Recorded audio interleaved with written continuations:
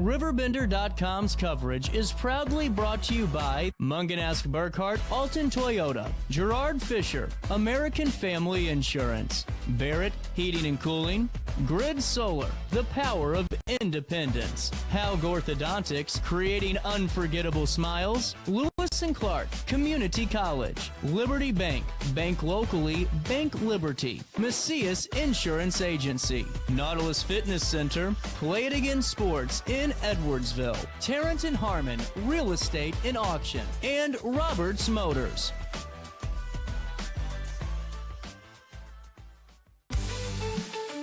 For the biggest selection of pre-owned cars, trucks, and SUVs in the Riverbend, visit AltonToyota.com or stop by their location on the Homer Adams Parkway in Alton.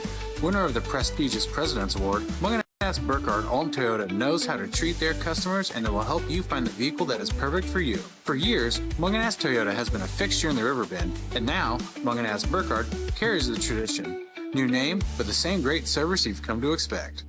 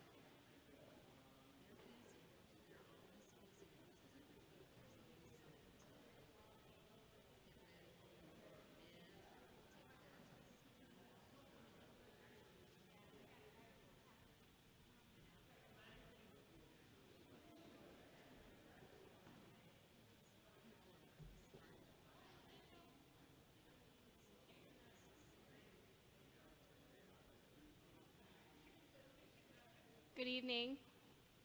My name is Emily Jackson. I'm a board member here for the YWCA of Southwestern Illinois, and I want to thank you all for coming out tonight. Thank you to the candidates for being here this evening. And thank you to everybody who's joining us online, who's joining us here in person to listen to our candidates. Thank you to Dorothy, our executive director here at the Y, and to everyone on the Get Out the Vote committee for organizing this event for the community. I'll turn it over to Tangela.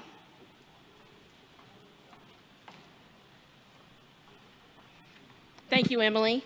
My name is Tangela Johnson. I am president of the Alton section in CNW, and just wanted to go over why we are here this evening.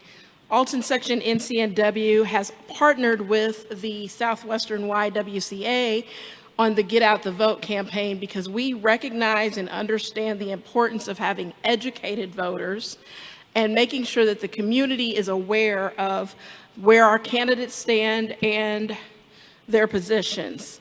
Both Alton Section NCNW and the YWCA are both 501c3 organizations, which means that we do not support a candidate. We are here to provide a platform for the candidates to give information so that the community can hear where they stand and that so the community can be educated to vote. Tonight's forum has our 6 school board candidates. Questions will be taken from the floor. We already have some prepared questions that will also be given to the candidates. Each candidate will have 2 minutes to respond to the questions that are being asked. There are pink cards that some of you already have. If you need another one, you can come to the table to write out any questions that you would like to have answered from the floor. So we will get started with our introductions, and I will start with Tiana Gibson and work down towards Mr. Macias. And please keep your introductions at 2 minutes or less.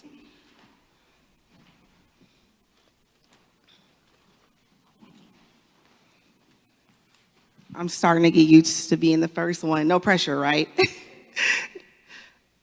Hello, everyone, and good evening. My name is Tiana Gibson, and I'm a proud Altonian that graduated from Alton High School in 2008, the same district that I have the pleasure of serving currently as a member on the board.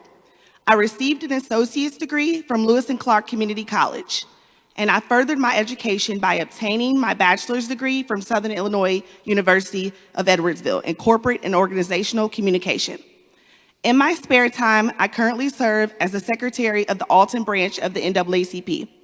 In June of last year, I had the privilege of hosting the 33rd annual Juneteenth celebration. I really enjoy giving back by volunteering with different organizations in the Alton community. One of my favorite things about volunteering is giving back in the community and giving back into society. I've always had a desire for helping others, and my passion for giving back is what truly led me to apply for this very position. I was appointed to the board in August of 2023, and I just feel like an educational board helps society by creating educational factors that help society every day. Gaining this position has given me a greater insight on how to help our district consistently ensure that we as a district are always responsive to the priorities, safety, and values of our district. In fact, the knowledge that I have received from the firsthand experience while being on the board is something that I will truly always value. Thank you.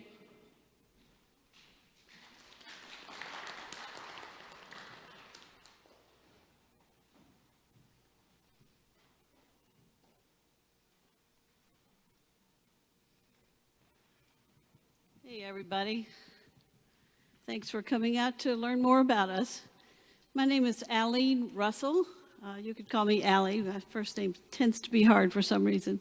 But anyway, had a first career as a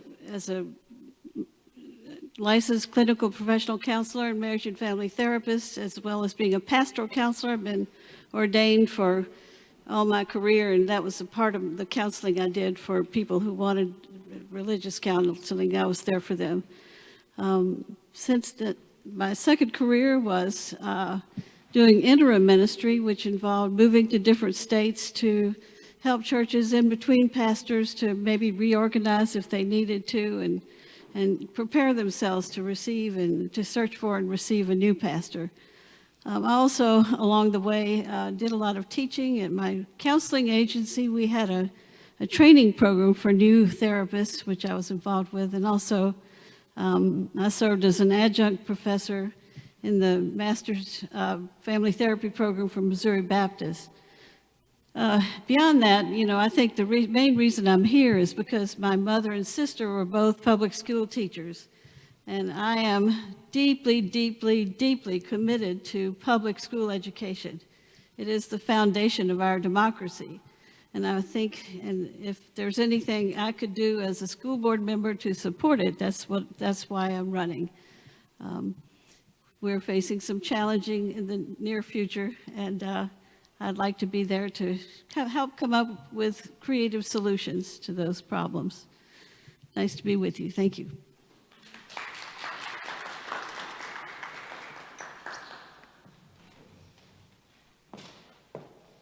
Good evening. My name is Christina Million. I currently serve as the Vice President of the Alton School Board. I've been on the board for 4 years. I'm a 2000 graduate of Alton High School. I am the daughter of Kathy Williams and the late Roy Williams, and I have 2 sons in the district in 1st grade and 6th grade. After Alton High, I went to University of Missouri-Columbia, Mizzou, where I obtained a bachelor's degree in communication as well as minors in Black Studies and Spanish. I went on then to get a master's degree at St. Louis University and ultimately ended up at St. Louis University School of Law, where I obtained a Juris Doctorate, and I have been a practicing attorney for 15 years, almost 15 years. It'll be 15 in September, I believe. So I currently do creditors' rights litigation. I work for a firm out of Chicago for the last 8 years remotely. And it has been such a privilege and an honor to serve on the board. It's been such an enriching experience. I learned so much. We have such a great collaborative relationship on the existing board. And so it's my hope that I have the opportunity to continue to serve for another 4 years so that I can be one of 7 voices to continue to contribute to the excellent tradition that has served me very well and is serving my sons and other family members and community members that I work with so well also. In addition to the school board, I also am a volunteer on a regular basis with the Be a Bridge Foundation here in Alton that mentors children from 5th grade to 12th grade, boys and girls, and then I also volunteer with the Jason Tatum Foundation. Thank you so much to NCNW and the YWCA for this opportunity, and thank you for your attention and attending and being attentive and being a part of the democracy. So thank you.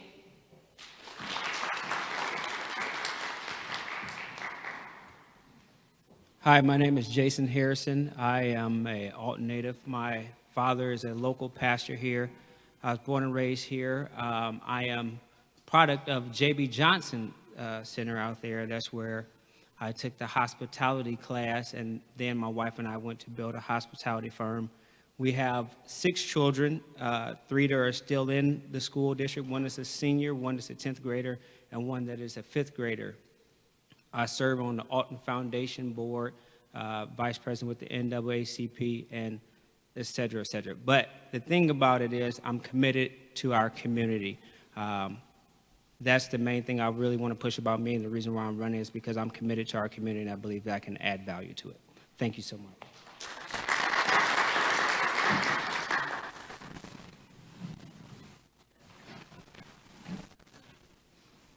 Hello, everybody. My name is Jack Cox. I'm an Alton native, born and raised here. I graduated in 1998 out of Alton, Illinois. I went to Eastern. For 4 years, and I graduated from Eastern. And when I came back for the last 20 years to give back to the community, give back to the kids. My main focus is take care of these kids. Kids sometimes don't have a lot of choices, a lot of nothing. So I'm here to make sure I give back to the kids and make sure they are a priority for everybody.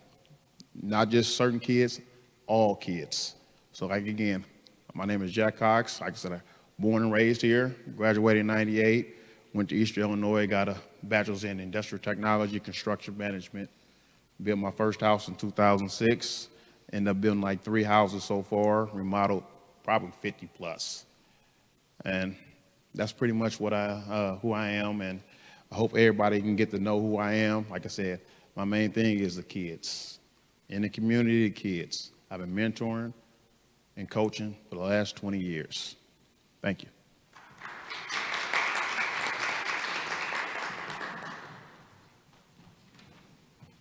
Good evening.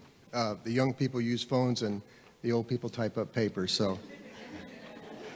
Good evening. I would first thank the YWCA for the invitation to participate at this evening's event. I do want to also thank the other candidates who've entered into this Alton School Board election. The fact that you've agreed to commit 4 years of your life, if elected, to a volunteer position needs to be commended. So I want to say that first. Again, I'm Barry Macias, and outside of a 5-year period from 1987 to 1992, I have been a lifelong resident of the Alton community. I graduated in 1982 from the Alton School District. My father and mother worked a combined 60-plus years as educators in the Alton School District. My wife, Maria, along with my 3 children, have graduated or will be graduating from the Alton School District. My 3 children were all educated in the Alton School District from kindergarten to the 12th grade, and what I'm saying is our family believes in public education. I have owned and operated an insurance agency in the community for 20 years.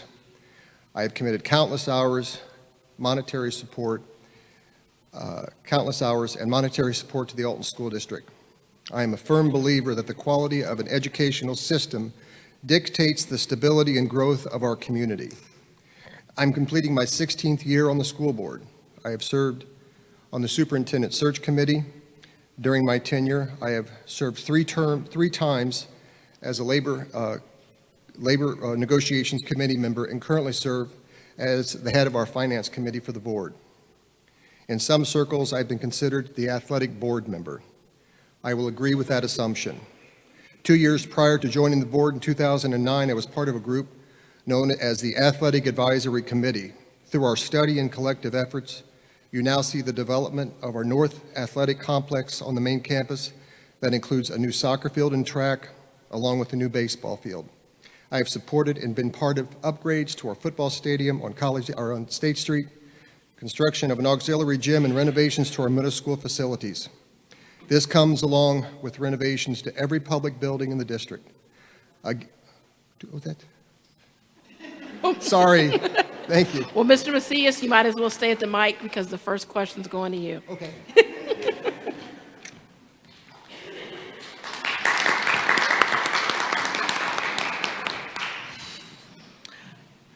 And I just asked the audience, if your phone is on ring, can you either turn it on silent or off? We are recording this event, so please turn your phones on silent, vibrate, or off. First question for the evening. Why are you running for the school board, and what do you hope to accomplish if elected? Why am I running for the school board?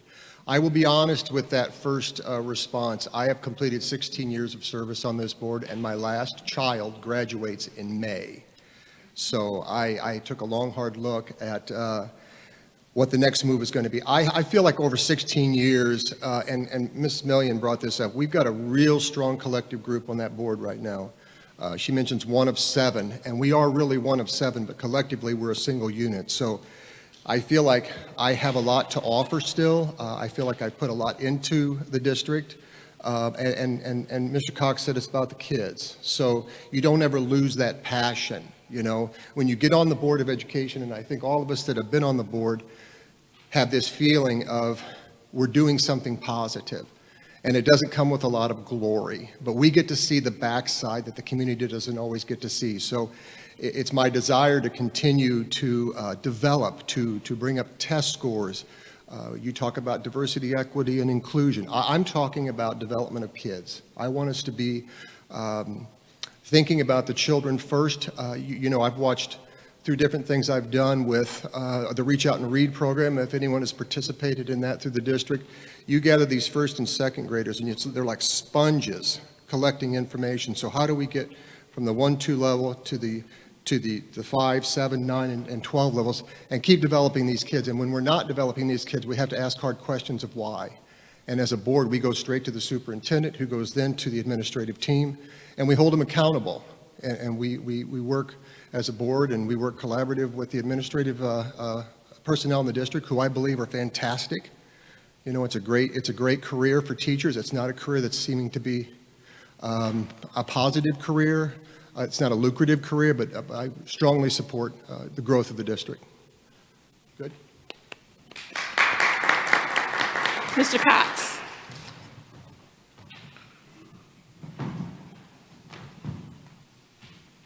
The same question. Could you repeat that question? Mm-hmm. Why are you running for the school board, and what do you hope to accomplish if elected? 2 main reasons why I'm running for the school board. First is safety. I want to make sure every kid on every level is safe and know it's safe to go to school. The second is the kids. I got a passion for the kids, and I don't want no kid to get left behind. Some kids learn slower than others. Some kids learn faster than others. That don't mean we leave nobody behind. As a district, I think we need to figure out ways where we can get other kids up to the level of other kids, either after school programs or tutoring, any type of thing to get these kids where they can learn a lot better so they can be successful in life. I think everybody should have the same opportunity. Just because this kid is going through certain situations and household problems, that don't mean you need to leave them behind. So my main 2 big things is make sure the kids have the same opportunity and resources that other kids have. Mr. Harrison. Well, I'm the son of a preacher, so I'm going to read this, because if I get to talking, I seen them cards come up over there. I don't want it coming up on me. So this is the reason I'm running.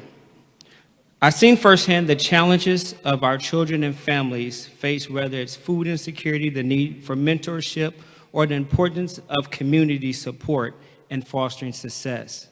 I'm running because I believe we can create a brighter future for all students by working together as a community. With over 2 decades of experience as a business leader, a mentor, and community advocate, I bring a unique perspective to the table. My vision is simple: to serve our students, strengthen our schools, and support our families.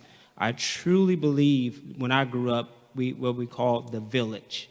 And this is where anybody and everybody helped somebody. And so that's what I want to bring back, is the village back to our school district. So that's the reason I'm running. Thank you. Thank you. Ms. Million? So I'm running for school board because I would like to continue to contribute and collaborate with the board and support the superintendent, administrators, and teachers in providing a quality education that is safe for all of the kids in the district. I think that my hat as a mother, my hat as a lawyer, and my hat as an existing school board member all provide me with a perspective that I think is helpful in terms of communication amongst the board, and amongst the stakeholders in the district. And so what I hope to accomplish is to continue to be one of 7 voices. I am always listening. I'm always contributing. I don't have all the answers. No one does. However, I am solution-oriented. And I believe in collaboration. And I believe in the people who we have in the positions that we have them right now. I believe strongly in our superintendent. I believe strongly in our assistant superintendents. I think they are doing the work. I know our teachers are doing the work. I know that our objectives and goals are tailored to create excellence and meet the achievement gap that so many districts are contending with, that has been exacerbated by the pandemic. So I know that we're doing the right things. I know that we have a lot of things in place. And so I'd like to have a continuity, so that I can continue the contributions that I've already been giving. And so it would just be a privilege and an opportunity to be able to continue to serve. And so that's why I'm running, and that's what I hope to accomplish if I'm given the opportunity to continue to serve this district. Ms. Russell?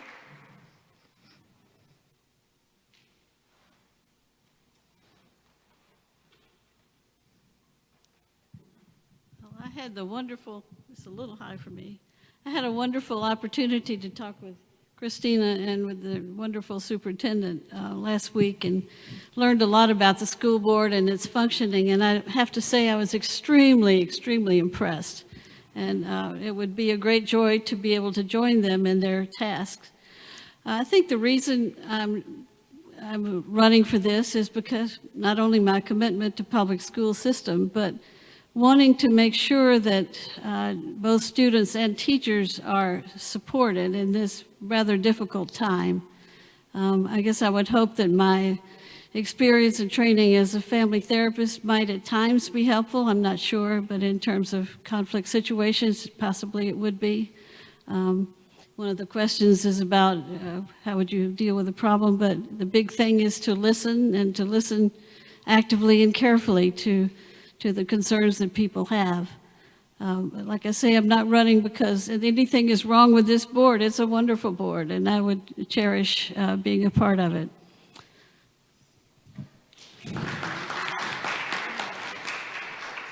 And Ms. Gibson?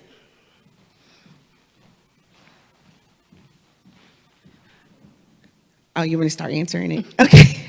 The reason why I'm running for school board is because I will always say the acts of service is a passion of mine, and I absolutely love the board. And the way that we handle the things that come across the table whenever we're in a board meeting, we always think first about the safety of the children of Alton High, how we can make the lives better for the children of the whole District 11 students. And the reason why I want to continue to be on the school board is because I absolutely love serving and giving back. And we always sit and we talk about ways that are we doing enough? Should we be doing this? You know, we're always trying to collectively think of things that we can do to better our students because we love them so much. And the other question was, what do I think I can accomplish while I'm on the school board? I don't know that it's even that about me or what I think I can accomplish, but I think all 7 of us, we're a team. And so I feel like as a team, we always are thinking of ways that we can better our students and the teachers, the educators, because it's a thankless job. They get up every day and decide to change little people's lives and kids' lives. And so I feel like it's not even about me and what I can do for the school board. It's about us as a team and what we're trying to do for the district. And so I wrote a couple things down because I'm always writing, and I just wanted to add, one of my favorite things about volunteering in the community is the aspect and the experience about giving back. And it helps us, and educating helps us at a young age develop the skills that we will need to survive. And an educational board helps society by creating educational factors that help society every day. I would love to have the opportunity to be a part of improving the performance in a school district that I care so much about. And so that's all I have to say. Thank you very much. Thank you. This next question is for the candidates that are not currently on the school board. And we'll start with Ms. Russell, then go to Mr. Harrison and Mr. Cox. What have you done to learn about the seat for which you are running? Well, as I mentioned, I had the wonderful opportunity to talk with Christina and with Elaine Kane and about the school board, but I've also been doing some reading, trying to follow the issues that are before the school board and before the community at this time. I've been paying more focus than usual to the newspaper and other sources of information. I wish I could say I'd done more, but that's about it for the time being. But I'm a fast learner, so I hope to do more. And what was the other part of the question? That was it. What have you done to learn about the seat for which you're running? Okay, thank you. Thank you.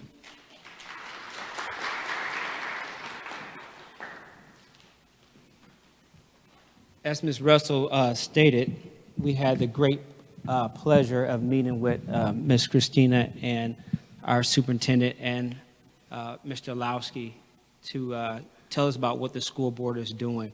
In addition to that, I've spoken with some teachers as well as students to figure out their concerns as well. So that's what we did. We got an interview, and I think we spent about an hour or so of them giving us a big exhaustion list of things that they do, and we're so impressed by them. So that's it. Thank you.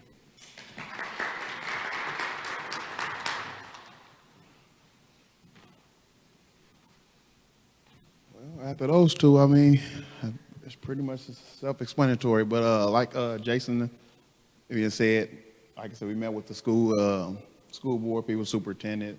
They gave us an outlook of what they expect, what we can and can't do, and what their goals for the next few years for the kids.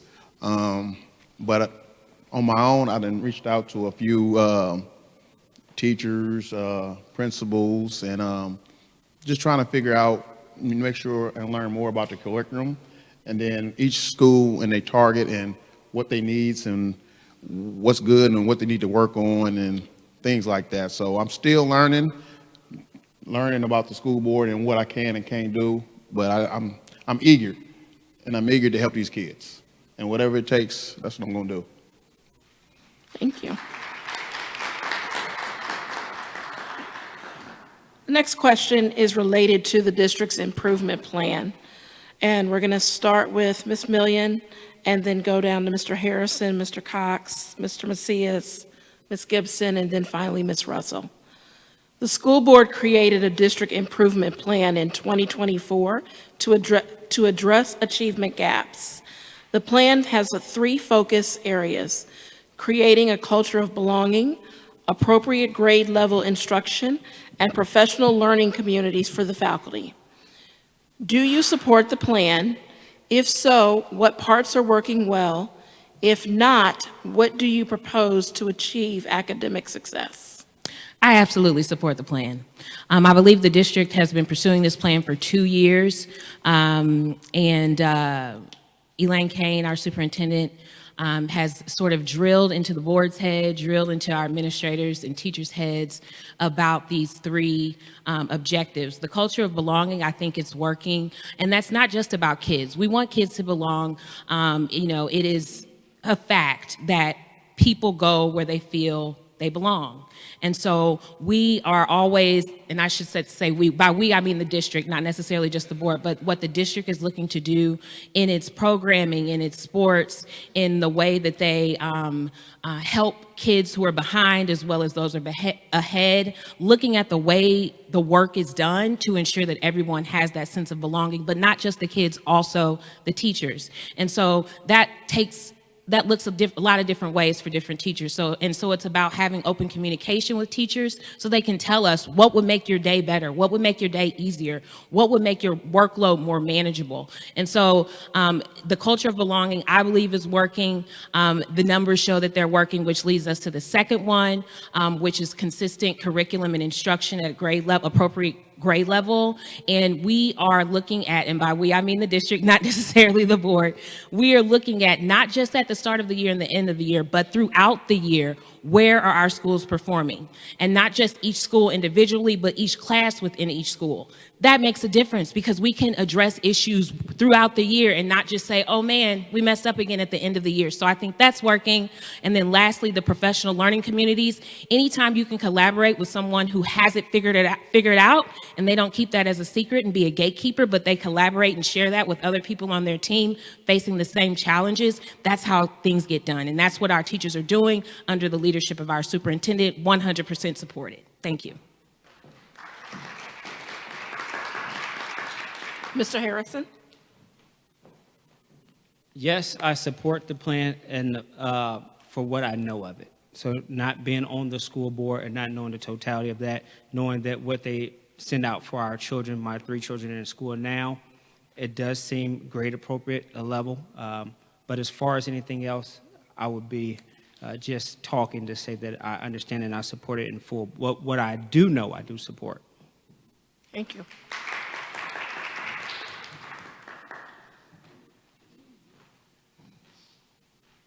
For as, like I said, what he said, for as what I know, and having kids in the school district, I think the plan is going well, but I don't know too much details about the plan.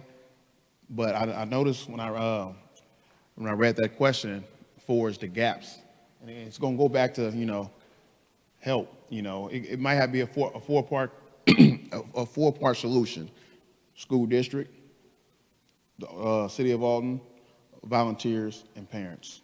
And the 2 key things is this: volunteers and the parents. We ain't gonna get nowhere if we can't get those 2. School board and the city can do whatever they can do. They can give us resources, they can do everything, but we still need them parents to be on board, and we need volunteer.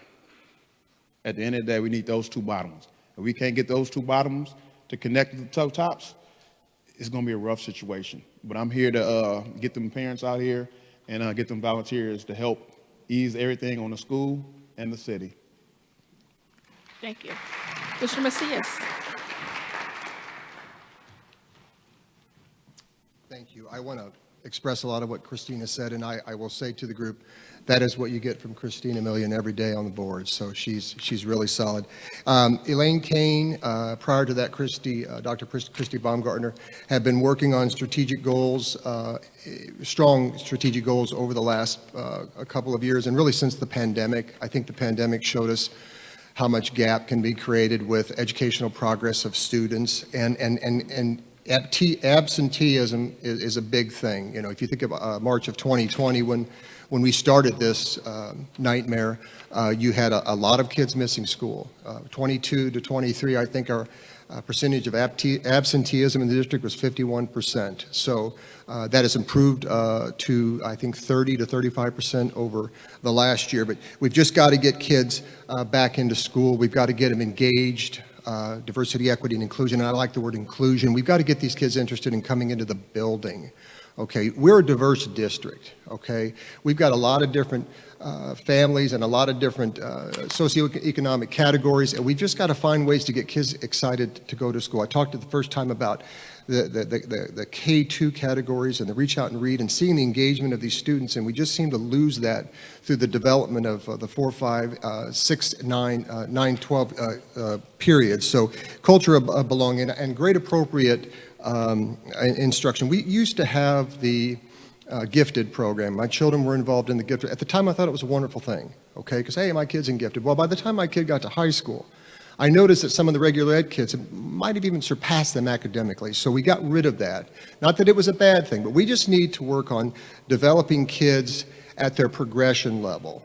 If we have a child that learns slower, if we have a child that learns with a reading disability, we've got to address those things. And then the learning communities, I think, we're excellent with that. So the district works very hard collectively on that.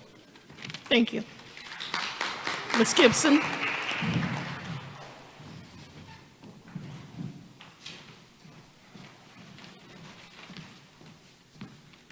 So I was introduced to the district improvement plan once I was appointed on the board.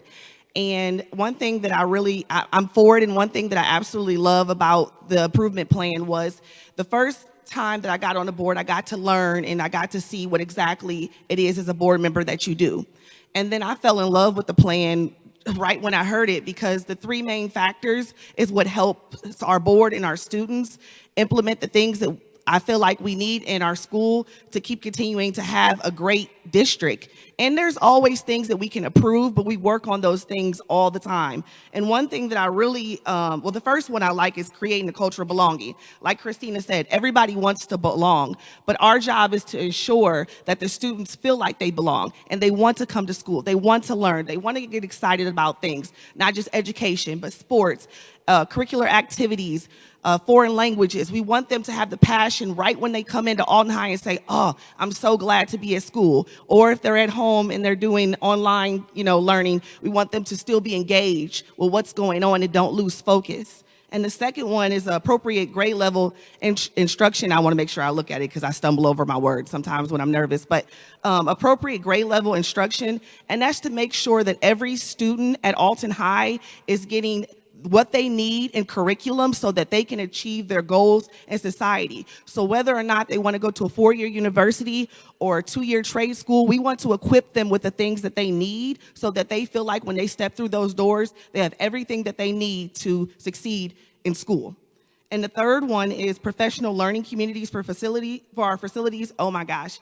We're always trying to engage with the educational professionals. We're always trying to figure out how the teachers are doing, how they feel, everything about education, because we want the teachers to consistently come back and love working in our district. So we are trying to improve all those things, and that's why I'm for our district improvement plan. Thank you. Thank you. Ms. Russell.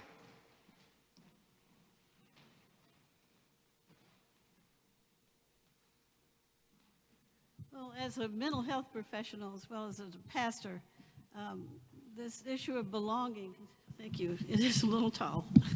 Thank you very much. This issue of belonging is a critical one for our age. I think our youth are feeling cut off and alienated from the community more than ever. I think people in general of all ages, the question of belonging is really critical for mental and physical health as well as just general thriving in the society. And I think it's important that the plan is to address that for not only the students, but also the teachers. And teacher retention, I'm glad, is an important goal of this board, to really support the teachers enough so that they want to stay and they belong and feel like they have an important place here. The other thing I learned about this strategic plan, sitting there with Elaine and Ms. Kane and Christina, they started talking about this curriculum. I think it was called Wit and Wisdom. And they got so excited. Let me tell you, as an educator, I was just thrilled to see that, people getting so excited about a curriculum. And it sounded like a fantastic one, that it supported creativity starting from an early age, but also really deep thinking about different things and not underestimating what children, even young children, can do and can learn. So that was very exciting to hear about this exciting curriculum and to see how much excitement there is on the board for that. Thank you. Thank you. Our next question, we're going to start with Mr. Cox and then go to Mr. Harrison, Ms. Million, Ms. Russell, Ms. Gibson, and then Mr. Macias. School board members are tasked with making difficult decisions regarding curriculum, taxes, revenue, bonds, contract, personnel matters, technology, transportation, federal funding, etc. These issues can involve complex laws and business principles. With tens of millions of dollars at stake for our district, what specific education, training, or professional experience do you possess that will equip you to understand and ultimately vote on these issues?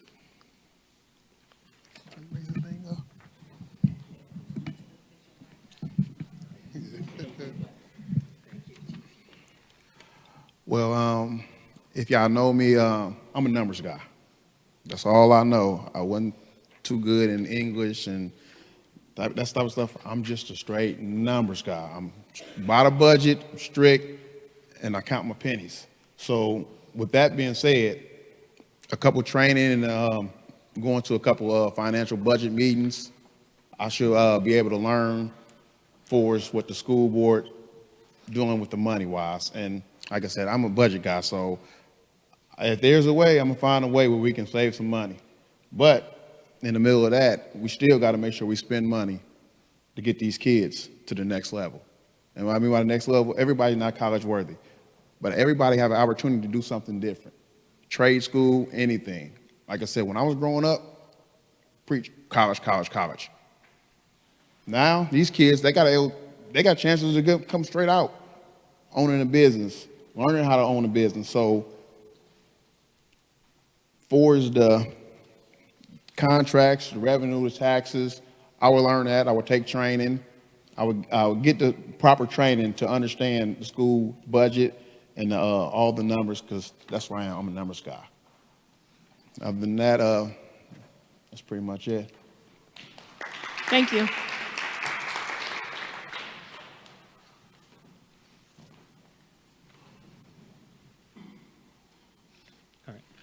You need me to repeat the question? No, ma'am, I'm just going to read it off. Okay. If you don't mind. Thank you. So it talks about these issues can involve complex laws and business principles with tens of millions of dollars at stake for our district. What specific education, training, or professional experience do I possess? So with our hospitality firm that my wife and I started, my wife has a background of accounting, I have a background of business, and we were able to build our firm, our company, with a shoestring budget into quite a few employees and a nice budget. And in addition to that, I also sit on the Alton Foundation Board, which we're responsible for giving away millions of dollars, and we have to watch these different trusts and look at the different flexibility part of that. But in addition with that, with our company, we get government contracts, so we had to write our own RFPs, but with that comes budget cuts, right? So we all see that going on now. So we have learned how to adapt to that, to even still where no one has been laid off or no children meals have been messed up or anything like that. So I believe I possess the business acumen to be able to help out with this. And as well as Mr. Cox said, but in addition to going to training, I believe that I can learn everything we need for the school district. Thank you all. Thank you. Ms. Millian? As I stated, I have been practicing law for 15 years. I've practiced in a number of areas of law. So with regard to complex laws, statutes impacting the things that the board do, I have been literally trained to read complex things and interpret them and analyze them in a complex way. In addition to that, I worked for Edward Jones for about 5 years. I was actually a trainer in that financial service industry, and so I trained financial representatives on how to be investment representatives. And so I handled and managed a lot of funds for private investors doing that. In addition, with the work that I do right now, like I said, I do creditors' rights litigation. And so in short, what that means is that I take people to court who don't pay their bills. And so sometimes those bills can be large. And so even in my day-to-day work as an attorney currently, we do volume. We're a large volume firm. And so it is not uncommon for me to handle hundreds of thousands of dollars in terms of litigation on a daily basis. And so, and then in addition, as a sitting member of the board, I do have the benefit of being, having been on the board for 4 years and having been sort of mentored from a financial perspective from Mary Shell, who was our former director of finance, as well as Kim Nixon, who is our phenomenal, they're both phenomenal. They're both outstanding in what they did and do. And so we also had sort of on the job training, and whoever is elected to the board, I will say that the director of finance is the one who keeps us abreast of sort of where we're at and where we need to go and where we need to be mindful of. And so I think I'm equipped, and I think that our director of finance is more than equipped to get whoever needs to be get up to speed, she can get them there. So, thank you. Thank you. Ms. Russell?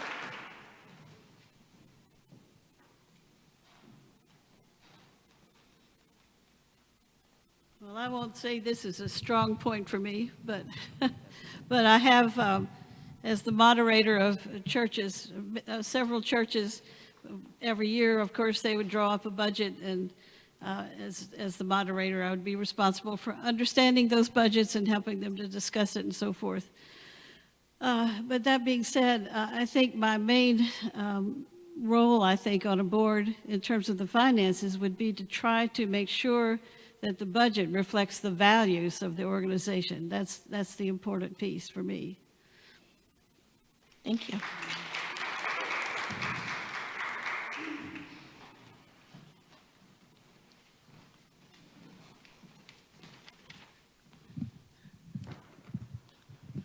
Thank you. Appreciate that. For the first time, I actually feel kind of tall.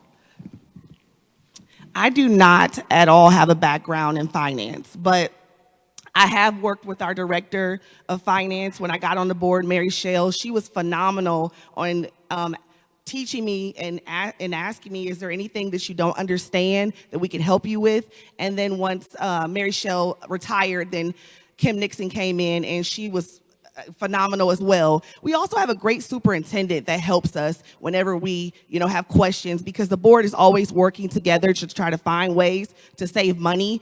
And so one thing that I can say is that we sit as a board and we try to think of ways that we could help with finance, decision making, and things like that. So I would just have to say that all of them helping in the different ways that we have achieved the things that we have achieved during being on the board is great, and that's all I have to say. Thank you.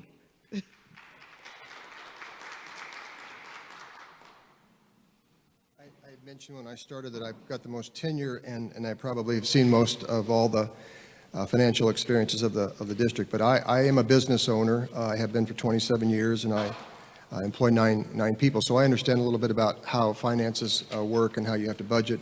Income in, expenses out. That's really how it goes with me. So I would say our district right now, we're fat cats, okay? The district is flush with cash, and that came from just different categories. Increases in CPPRT, which is commercial tax income, but we've got to look into the future. I've got that experience as a business owner. I've been working on my third round of labor negotiations with our teachers, and we have not been strong positioned in finance with the salary ranges of our educators, and we're working hard. We just came out of a 3-year contract where we gave them an 18% pay raise. We're in about our third or fourth meeting this time around, so I've got tenure. So everybody sitting up here is going to get it, hopefully, over a course of time. But you've just got to be diligent with making sure that you've got your financial priorities straight. We've dropped taxes 4 of the last 5 years, property taxes. You don't see it because they go up in other categories. So we had evidence-based funding that was started in the 21-22 through the previous administration in the state. That has helped us create cash. So we're a financially sound group. I would just continue to work with that. I continue to work to develop strong contracts for our teachers. There's always categories in language. That's the opposite of money, and that's just making sure that our teachers are getting the best working opportunity that's available. So I didn't see what my time was. You talked about curriculum and personnel. We've got great people on board. The Director of Human Resources, Dr. Wendy Adams, does a marvelous job. She's 40 teachers down at this time.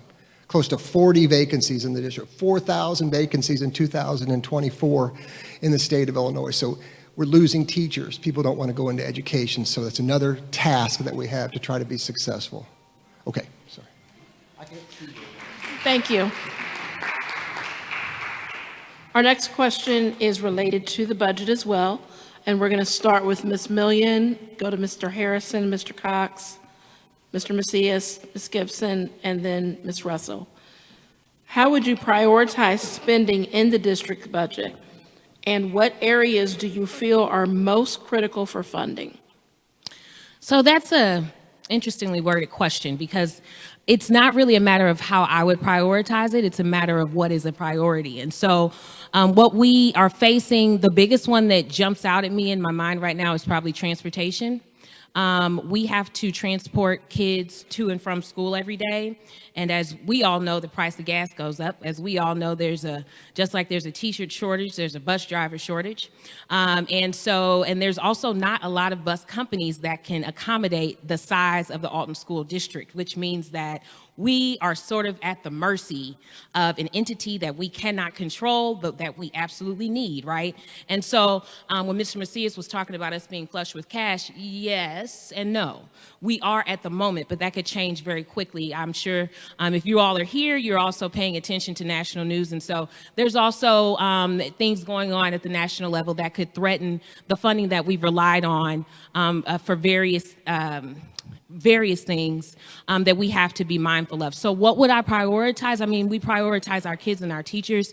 I also had the opportunity, I'm on the negotiations team with Mr. Macias and was able to sit in on one of those meetings. And so we prioritize our teachers, and we're trying to make it so that we can attract and retain the best teachers that we can, but also remain financially viable, right? And so it's just tough. You know, we have to face things as they come.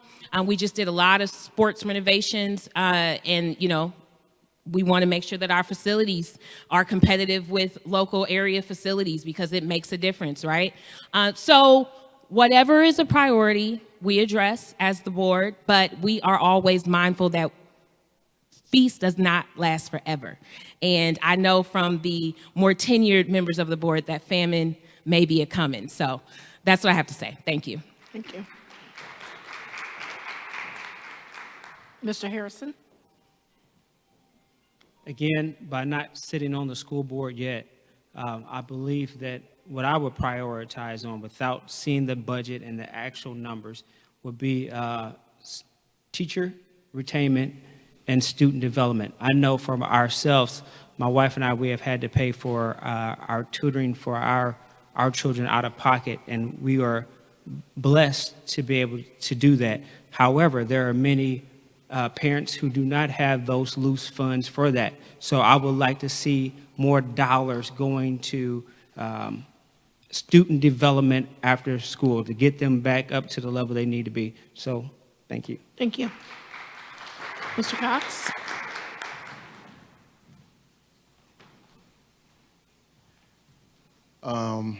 For the prioritizing. How would you prioritize spending in the district's budget? And what areas do you feel are most critical for funding? Not knowing all the details with the budget, only thing that comes to my mind is the need first. Figure out what the need is, see what the number is, and if the budget is more than that, then we got to go back to what the need. See if the city can help, see if the parents can help, see if the volunteers can help to get that number where it needs to be. Now, for me, that's all I do is budget. Me having different businesses and stuff like that. So, 1 year, this business might not go right. So I got to prioritize what's the good number for this company to survive, what they got to survive on this company. Like I said, I got a construction company, laundromat, a liquor store. So everything don't go smooth. You have good months, bad months, and then rental houses. That's my heart. I'm a construction man. People don't have money. So when they call me, I can't pay my rent. I can't do nothing about it. As long as you communicate with me.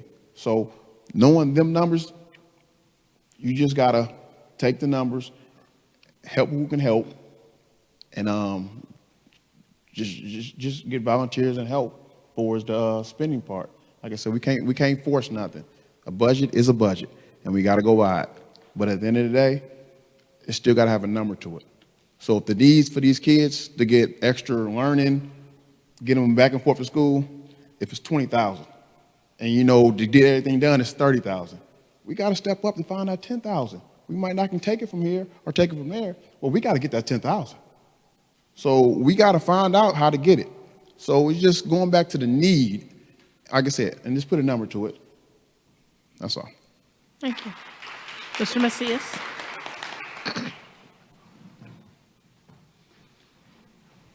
For me, prioritizing financially for the district centers around paying our teachers an adequate wage.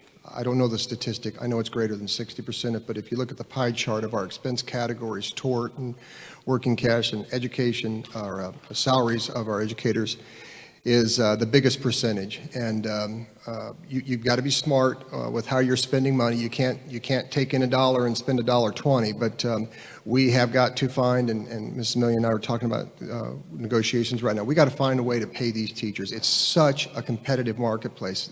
They're snatching teachers, okay? You've got different districts east of here that are able to pay a higher wage to a teacher, okay? First of all, it's a tough job. Second of all, people aren't wanting to go into education anymore, so it's a big challenge for us. So for me, the most important priority is finding a way to give our every last dollar to help these teachers be successful. A strong employee is a happy employee, okay? And then get lean if you can get lean. Get rid of waste if you have waste. We talk about that. I run a business, so I can't have a portion of my operation not pleased to come into the work office every day, and it drags down the rest of the operation. So you've got to be smart with that. But everything has to go towards making sure the teachers are happy in the working environment. And we did in the last contract begin to pay, so a teacher gets paid $1, and from that $1 they start working back. They take taxes out, and then they take their retirement benefits out. And it really looked like a small paycheck. So in our last contract, the district agreed, Tiana and Christina and myself and the 4 other members, we need to start participating in the payment of their pension plan. So we gave them a big raise, but a portion was, rather than them paying that percentage out of their gross pay, we started paying that. So anything in anything in the category of taking care of the teachers, that's where I'm at. Thank you. Ms. Gibson?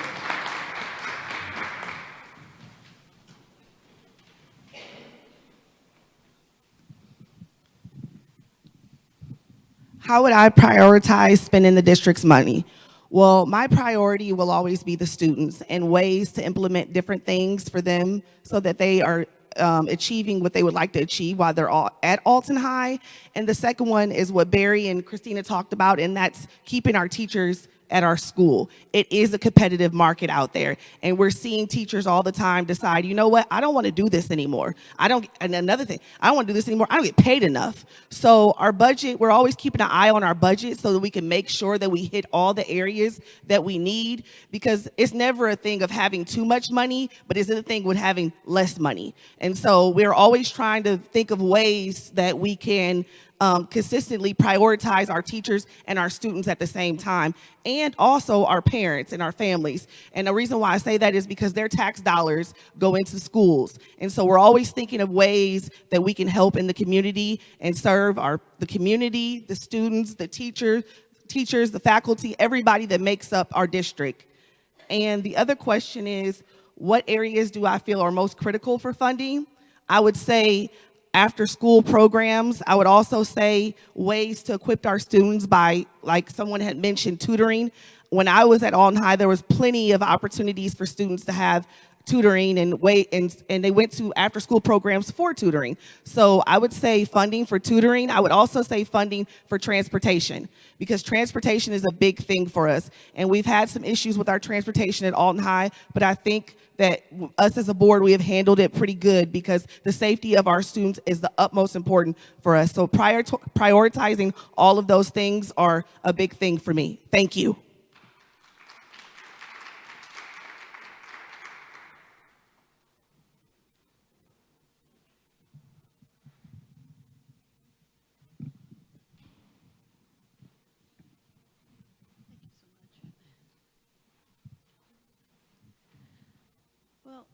I assume I'm next. Yes, I'm sorry. Okay. Yeah, I think what I've been hearing sounds pretty good. Prioritizing the teachers and trying to raise their salaries and benefits sounds like the right direction for sure. Also, sounds like the bus drivers could use a boost too in their pay and benefits. If we're losing lots of them, can't retain them. I'd also like to put in a pitch for the programs of the school, like music and drama and art, as well as sports. Sometimes sports get the most hoopla and the most money, but music is really important, and so is art and drama. My kids were both in the Marching 100, and that experience for them was incredibly valuable for their present at school and also for their life after. In general, I would prioritize people over construction, for instance, new construction. I mean, it seems like there are a lot of buildings, and people like to fund buildings a lot, but I think it's a time to just put the people first at all levels. Thank you. Our next question, we're going to start with Mr. Macias and then go down to Ms. Gibson. How do you plan to address the concerns about diversity and inclusion amongst the teaching staff in our schools? I had a different thought to this. So if you say, Barry, are you a proponent of inclusivity and diversity in the district? I would say to you that I am. On the teaching side, it's education. Let's be honest. Not every teacher thinks the same. Okay. Not every teacher's background in their lives is the same. You've got to find ways to educate and let teachers understand you're working with different segments of the population. You know, your day may start differently than a student's day. My son's day starts differently than one of his students, one of the students that he's in school with starts. So you've just got to let teachers understand that, you know, we're here to educate kids, and you've got to listen and broaden your thinking and just try to do what you can for these students. I thought to myself, if I asked my son, does he understand the words of diversity and inclusion? He'd probably say, I don't know, Dad. You know, this is what we get up and do every day. I think that a big part of diversity and inclusion finds itself in the outside community. I think this community, and I'm speaking of Alton, needs to do a better job of working together. The segments to the left, the segments to the right, the minority community, the non-minority community, whatever we are, we need to do a better job. We're the big kids in the room. These kids don't understand what they're doing on a daily basis and whether it affects them through being involved. They don't understand it. They're not old enough to understand it. We're the big kids in the room. We need to work collaboratively as a community to say, how are we collectively going to make sure that every physical day of our students' career is going to be a positive one? Thank you. Mr. Cox. Ms. Gibson.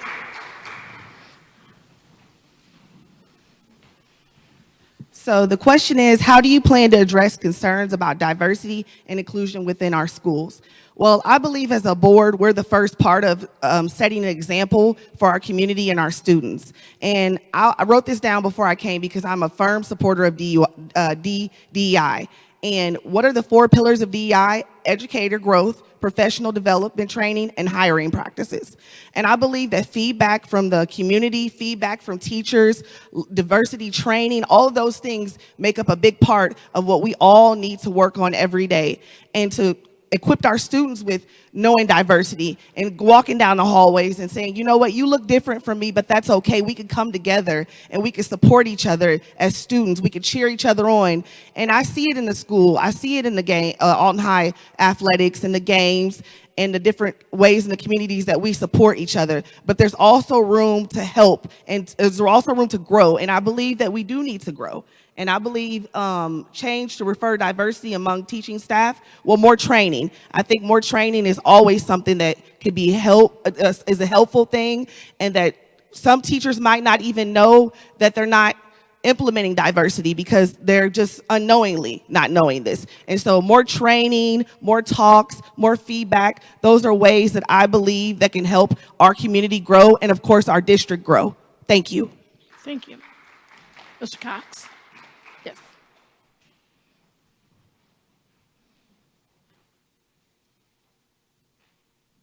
Well, I don't know too much about diversity and inclusion, but for diversity, the way I view it, and I'm a sports guy. So when we growing up as kids and we playing sports, there's already a diversity right there. We got different people from different backgrounds coming together to one common goal, learn how to play whatever sport that is, and grow up in life. So I'm already, for sports-wise, it's easier as a school district, sports-wise, to get diversity because you got kids from all different backgrounds, growing up, trusting each other, believing in each other to get one common goal. So with that type of background in sports, I think that's a good step. So take it to the teachers. All teachers come from a different background. They all study a different course, a different thing. So if they come up and group meetings, team meetings, and teach each other about, okay, this is what I learned, this is what I learned, this is what I know about these kids, what I know about these kids, and teachers can learn. Same thing with kids learning. Teachers can get together and learn from each other and understand these kids because we're at a day where social media. So we got to adjust to these kids and still be able to have room to make sure they get the best opportunity they can get. Thank you. Thank you. Ms. Russell?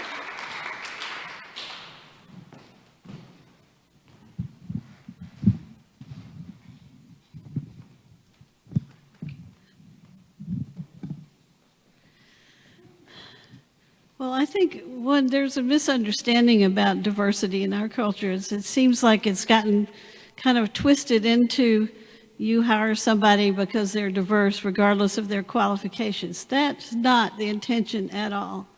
And I think the true work for diversity is to hire the best teachers of whatever subject, no matter who they are or who they love or whatever. And that's a way to create true, genuine diversity of competence, of different perspectives, but the one common ground of competence as a teacher. And I think the teachers play an important role in modeling that for the kids about being able to work with one another and show true appreciation for different cultures. And I think part of that is in the classroom is not shying away from parts of the history of our country that we would rather ignore. You know, we need to teach the good, the bad, and the ugly in terms of our country and its history. Thank you. Mr. Harrison?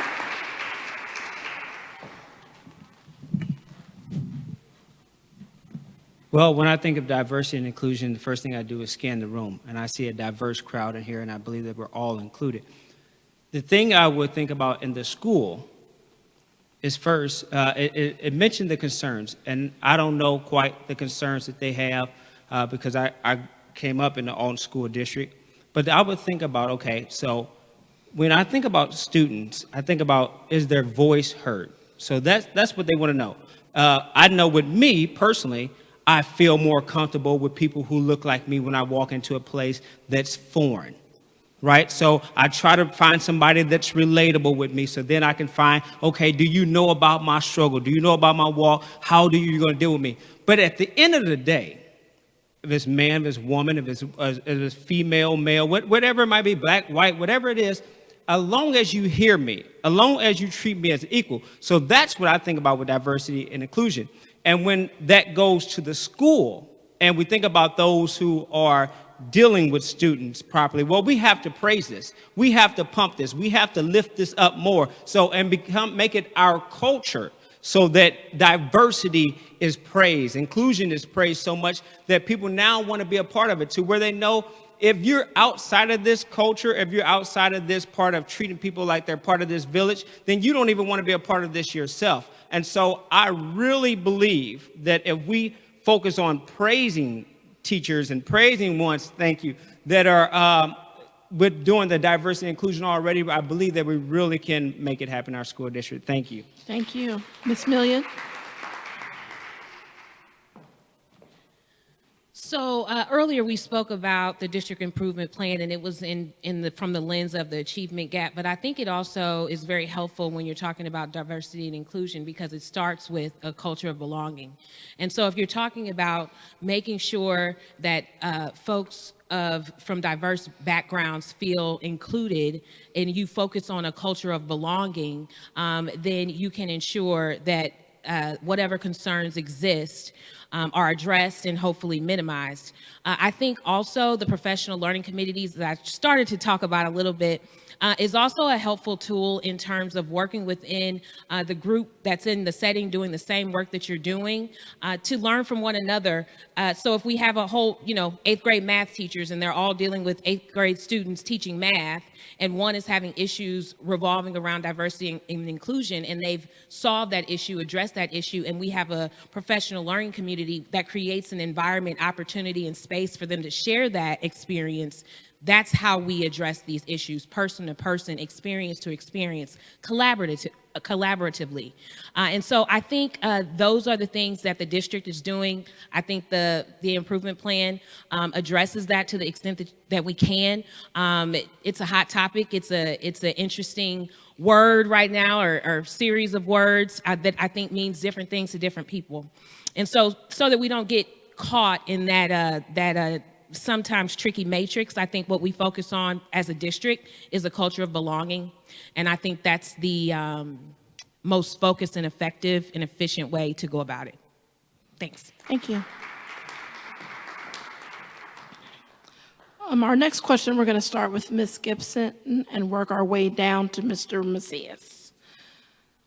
How do you plan to engage with parents, teachers, and community members to ensure their voices are heard in decision-making, and what would you do if you were faced with a policy or decision that was unpopular with a large segment of the community? So one thing that I love that the Alton School District did was we wanted the community's feedback on a superintendent. So we decided to put a survey out that you could answer the questions on what you thought a good superintendent was, what you thought would be, or how you thought a superintendent should be. We had questions on there like, what do you think are good attributes of a good superintendent? How do you feel about, voting on a superintendent? Who would you like to see as a superintendent?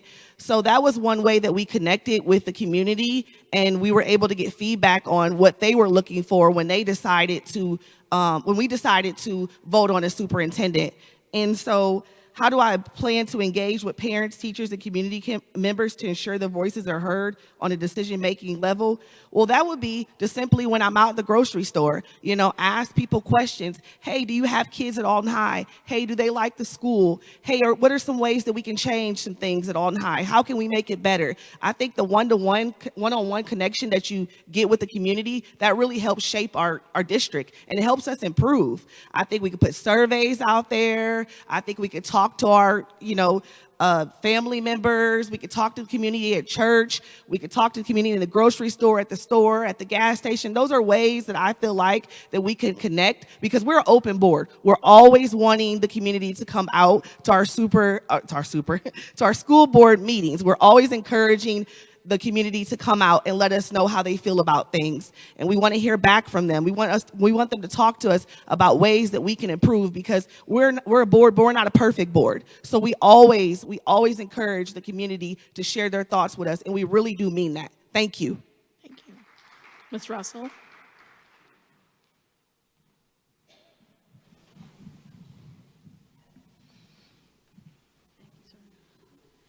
Well, this is actually part of the role that I look forward to, maybe almost as much as just working on the board itself. I'm not sure, in my inexperience, what's appropriate for a board member to do in terms of finding information from the community and the teachers, but I will find out, and I look for those opportunities. I guess people coming to board meetings is one way, but I don't know if there are other ways that are appropriate to go to parent-teacher meetings or have community gatherings or talk back sessions or whatever, but I will be trying to think creatively about that, especially if there's an issue that's causing a lot of controversy, to find opportunities to meet with people and listen to them. Thank you. Ms. Million?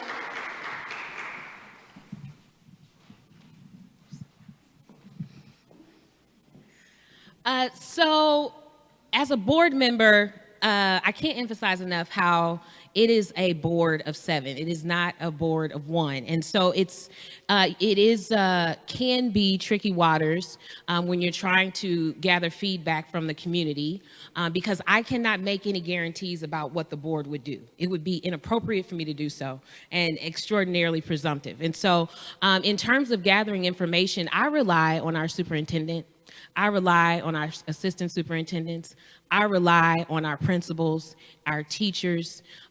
They actually, Elaine Kane has started sort of bringing them to the board, and we get presentations from the different leaders in each building, as well as teachers in the building, so that we know what's going on and what are the issues. We have a very large district, and even though it's 7 people who also work full-time, realistically can't talk to everybody in the community. So we have to rely on and trust the people who are doing the work, who are on the ground, who are interacting with our children every day. We rely on them to bring us that feedback, because otherwise the work of the board, which as we've discussed, involves sort of more boring financial things and laws and contracts, and so we're relying on the people who are professionals, who have been trained to do what they do, to tell us what is needed to better serve our teachers and our students. And so in terms of community feedback, that is sort of the method that I think is, again, most efficient in terms of seeing real change. Too many voices sometimes, when the voices aren't aware of the limitations set in place, you can have a ton of ideas about what would make it better, but do you know how much it costs? Do you know who's going to do it? Do you know who's going to have the time to do it? Do you know how it's going to get funded? So, knowing the limitations, we rely on the folks doing the work to keep us in the know. Thanks. Thank you. Mr. Harrison? Well, I'll start with the last part of the question, which says, if I was faced with a policy decision that was unpopular with a large segment of the community. Well, I have 4 daughters, and I have to make unpopular decisions all the time. And so I can live with that at home. I think I can make a decision. But what I would like to see for us parents and teachers, I think this would be great if my son is into sports and they have these little community groups. So let's imagine Northwest East School when I was growing up. I think that's still how it is. But they were the middle schools. Now you have parent groups. You have teacher groups, because no one gathers the information better than the people that are honestly there. And despite might be popular belief, we're working for you all. I'm coming up here to ask you to allow me to serve you. So it's my position to be able to hear from you. So we would need meet and greets. We would need forums such as this, and it might have to be individualized for different schools, and it might take time. But we have to get you all back involved. We have to bring the community back with us, because we need to get the word to you. How many even knew before then today what actually school board members do? And what was the decisions we were making? And we need this with a social media era that we're living in. There's no reason why we should not have information at our fingertips. And we all should be abreast with what's going on. My time is up, sorry. Thank you. Mr. Cox.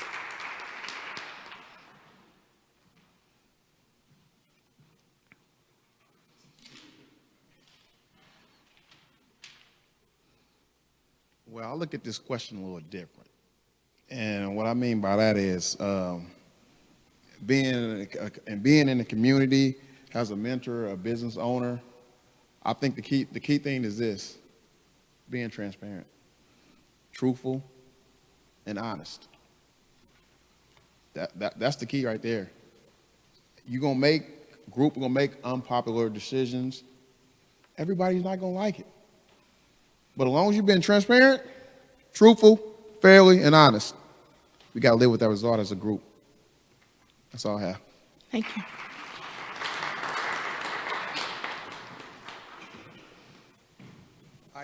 I think beyond my concerns with making sure we've got the financial stability to pay our teachers, this question hits second in that category with me, and it really involves community involvement. And Mr. Harrison made a comment that stuck with me and always sticks with me, and he talked about hear me and going into an environment where he feels comfortable with people he knows and is comfortable around. I don't have the answer, but we've got to overcome that. We've got to get the community involved. Every superintendent that we've worked with, the current superintendent, the past superintendent, everybody wants to do everything we can to overcome that gap. And how do you do that? So we've talked about community events, and I'm all in favor of a community event. If you want to throw quarterly events to say we're going to meet on the north end of town this quarter, we're going to meet on the east end of town this quarter, we just have to find a way to get that feeling away. It's not an easy task, but we have got to find a way that everybody is in this process together. Volunteerism. We've got the Reach Out and Read program. We've got the Alton Band and Orchestra Builders. We've got the Alton Athletic Association. When you're in the game, you're in the game. So how do we get that energy amongst all people within the community? We work at it. Parent-teacher conferences. Any opportunity that a parent has to engage themselves with their students' lives, I assure you of one thing: that student will be happy to walk into that building with mom or dad with them. Okay? You just have to be participating in those types of things. The last part of the question was difficult decisions. Made a lot of them. Tough decisions. The one decision that I would make that would be unpopular with the community is I'd love to get rid of cell phones. That would be an unpopular decision. I'll end it. That's the root of all evils in our educational system right now: cell phones. Thank you, Mr. Macias. So for our last of the prepared questions, we're going to start with Mr. Harrison and go to Mr. Cox, Mr. Macias, Ms. Gibson, Ms. Russell, and Ms. Million. How do you plan to stay informed and continuously learn about the issues facing our district and education as a whole? Well, I'll start from the educational standpoint in regards to our school. I plan on staying involved by being involved with our finance department, our teachers, our superintendents. At the school, I plan to be present. I plan to walk the hallways. I plan to be there. I plan to hear what they have to say. And in addition to that, and it's just as important, I plan to be involved in our community. I plan to be places where you can see me. I plan to come and hear about it. We talked about how so many students are absent and how they're not coming to school. Well, I have the flexibility and the time to be able to go find out why. I don't mind knocking on doors. I had to do it growing up. We do it with the church now. But I want to be involved. So I will continuously learn, not only from the educational standpoint, but programs and all that. And that's great in its respect. But I have to bring our community back. We have to raise our children up to be exactly what we need them to be. So I will be involved in our community. I can promise you that. Mr. Cox? I got two main things. Being visible is one of them. You got to be out here and you got to be visible. Besides being visible, communication. We got to communicate with the teachers to see what the issue is, staff, teachers, principals to see what the issue is, and also the kids. Kids got voice, and they might be going through things. Something ain't got nothing to do with us. Listen what they say, and just, like I said, just be there. What I noticed when I walk through the halls, kids, they speak to you, hey, how you doing? They got a story to tell, and certain issues arise, and kids ain't got nothing to do with it. People might get up and go to work mad about what happened last night. It can be a teacher, it can be a kid. Just communicate, talk, leave the negative stuff at home, and just stay positive while you're at the school. Like I said, teachers got the hardest jobs. I subbed for 3 days because the pandemic came. Wow. Y'all teachers very, very underpaid, and what they got to go through with certain individuals is rough. But them individuals are going through problems. So it's a collective group. We got to figure out what's going on with the kids. We got to figure out what's going on with the teachers, and try to mend this bridge. We got to come together and be visible. Thank you. Thank you. Mr. Macias?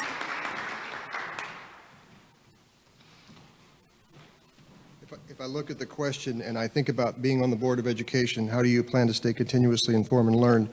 You have no option. When you're on the Board of Education, we meet once a month, twice a month. And I'm in my 16th year, and I get asked all the time, why are you doing this? And I'm like, I don't know. There's just something chemical about this process that I just fall in love with. And I've watched these two come from youngsters in the position, and to watch their passion come along with the rest of our passion. It's almost like you're on this dramatic team. And so, you just stay continually involved. And you listen. I get a lot of phone calls. I get a lot of comments in the public. Sometimes you want to just sit, but you're always on that point where the people in the community have questions for you. So I think you're just constantly learning. I think studying the numbers are important. We've had great superintendents, but I think we would all agree for the first time we really feel connected with. We may be seeing a start to finish process this academic year. So when we start at a certain level academically or proficiency level or it needs and exceeds levels, and we get to follow the plan and get to the finish line, and we're going to look at what that will look like at the end of the season and hopefully make improvements on what works and what doesn't work. So it's just constant, but it's a good constant. And I think anybody sitting up here tonight could do a great job at this, because I know 1 of 7 sounds small and trivial, but that 1/7 of the decision is important. So, thank you. Thank you. Ms. Gibson?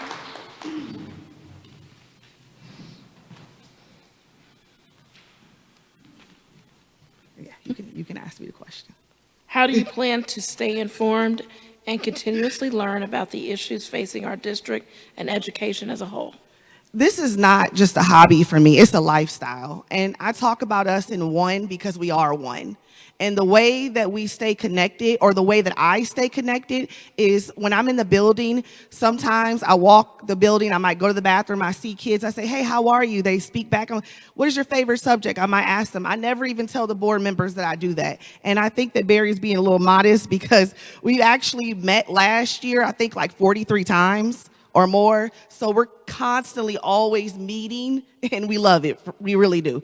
We're constantly always meeting so that we can stay connected in the community by talking to each other through emails, listening to the superintendent, getting feedback from parents, getting feedback from educators. I mean, it never stops for us. It's a constant thing. When I'm out in the community, which I am a lot, I see a lot of people and I ask them things about the schools and what they like and what they'd like to see. So continuously engaging is a lifestyle for me, and I love it so much. That's why I'm up here, because I love it. I don't have any children at Alton High, but you couldn't tell me that. I keep saying Alton High. I don't have any children in the Alton School District, but you couldn't tell me that, because all those kids are like kids of mine. When I see them achieve stuff, I feel like I personally achieved it. Not to put myself into it, but I get so excited when I see our kids striving and doing great things. It's a feeling that you can't even, the feeling's phenomenal. You just see these kids aspire and you're like, oh my gosh. They are really amazing. And that's what makes me want to do this, and that's what makes me continuously do this. So that's the way that I stay engaged. Thank you. Ms. Russell?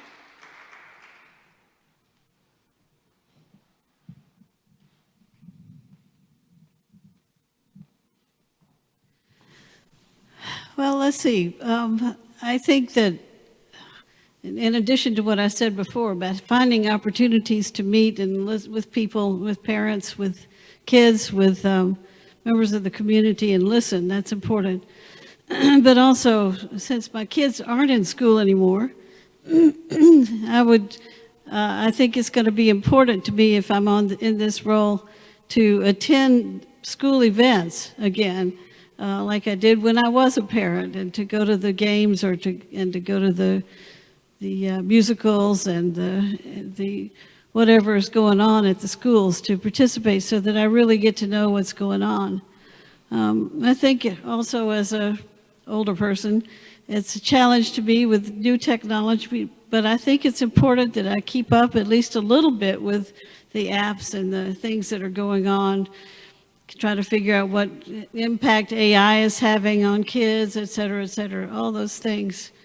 And as part of that, to keep in touch with the national scene. I think that's also important because it reflects a lot on what's going on locally. And as a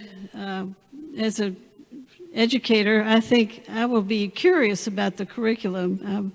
I once tried to write a curriculum for life skills for a children's home. That's no easy matter to write a curriculum, but anyway, I will have a lot of curiosity about the new curriculum that as they come out and how they work. This wit and wisdom thing, I'm real curious to take a look at that. So I would want to keep involved and informed about all of that.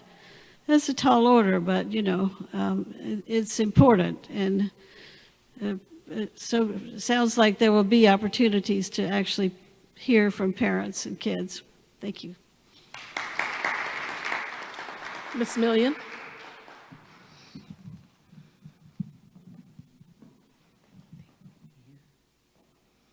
So Mr. Macias, I think, hit it on the head. You don't have a choice when you're on the board, but to stay continuously learning about what's going on in the district. And I have to, again, give a shout out to Lane Kane. She brings the director of finance, the director of athletics, the director of technology, our assistant superintendent of human resources, and our assistant superintendent of educational services before us on a regular basis to let us know from their perspective and from the people who report to them what's going on the ground. So we are always being educated and informed about what is facing the district. I also think, to Ms. Russell's point, I think it's important just as a citizen to be abreast, and especially with everything that we have going on right now at the state and national level, our state in particular, to be abreast of things that could happen that could impact where you are, where you live, and where your children are educated, and I do that.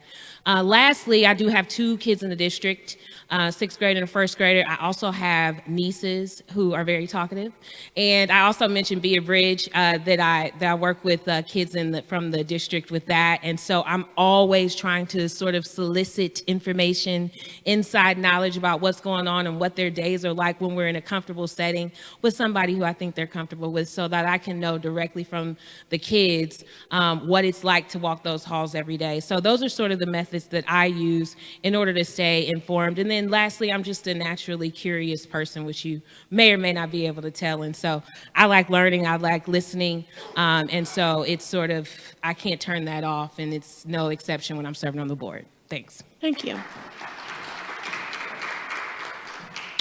At this time, we're going to start our audience questions. We are going to ask that each candidate limit their response to 1 minute for these audience questions. We thank the audience. We received over 20 questions. Many of them were duplicates or something that has already been answered. So we are going to go through the remaining questions from the audience, and we're going to start with Mr. Macias. And we're going to just work our way down the line. Data shows that students of color are disciplined more harshly and more frequently than their white peers for similar behavior. I'm going to start over, excuse me. Data shows that students of color are disciplined more harshly and more frequently than their white peers for similar behaviors.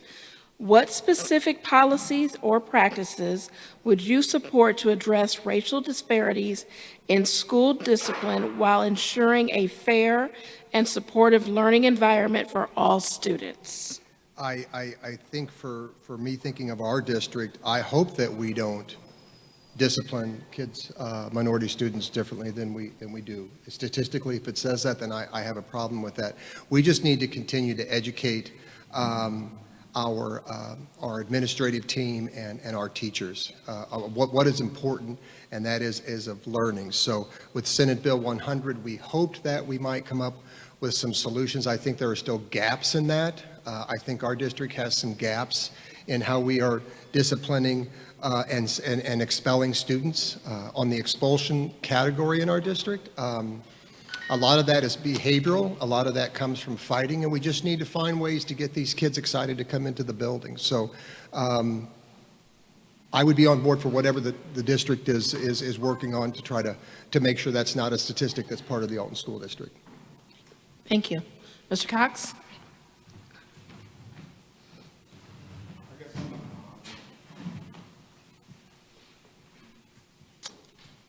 This subject is kind of touchy.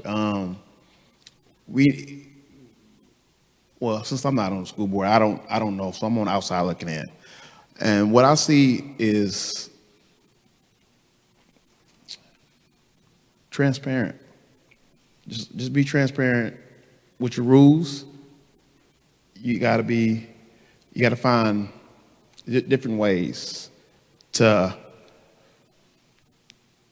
how can I put this without saying it?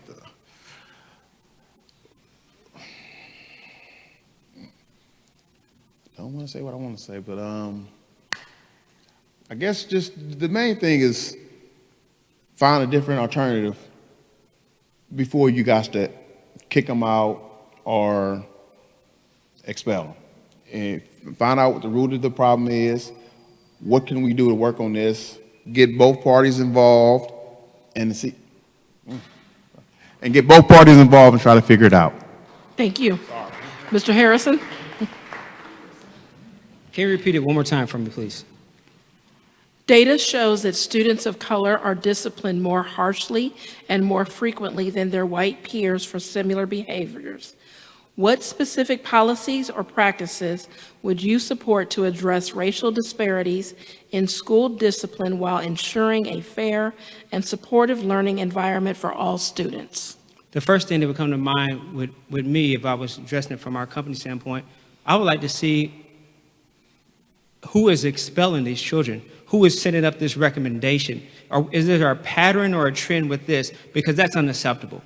We have to address it at the root of where it might be. So we need to find out, is it in a certain school district? Is it a certain group of teachers, a certain whatever? So we have to go back, to me, in my opinion, address the core where it's coming from, because that is totally unacceptable. Everyone deserves a fair shake. Thank you. Ms. Million?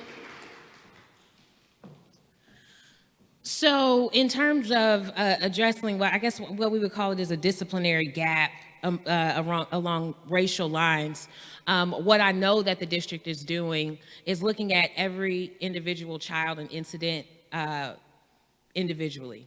And without saying too much, within the procedure for expulsions in particular, you don't do one thing and get expelled. If people think that, it's untrue. You also, it's not a flippant thing that happens. No teacher wants a kid to get expelled, no principal, no superintendent, no assistant superintendent, no board member. And so I think that to the extent that disciplinary practices are impacting one group more, we are actually at the middle school and high school right now. They're reviewing everything, the naming of things and the way that things are input in the system to ensure that to the extent that procedures can be tweaked, they are. So action is being taken. Thank you. Thank you. Ms. Russell?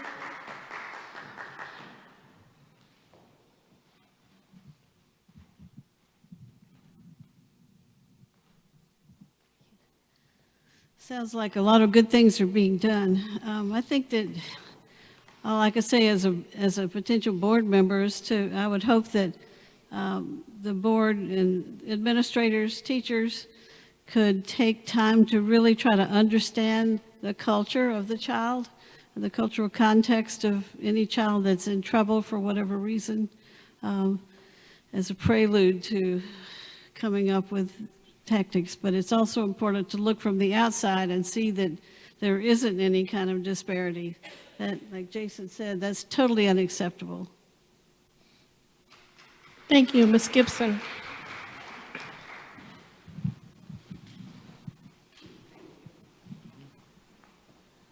This is a tricky subject for us, so I will say this. We trust our superintendent and our administrators, and then we come in and we take every situation case by case. We are colorblind on this board, I can assure you. We don't see color when you sit in front of us.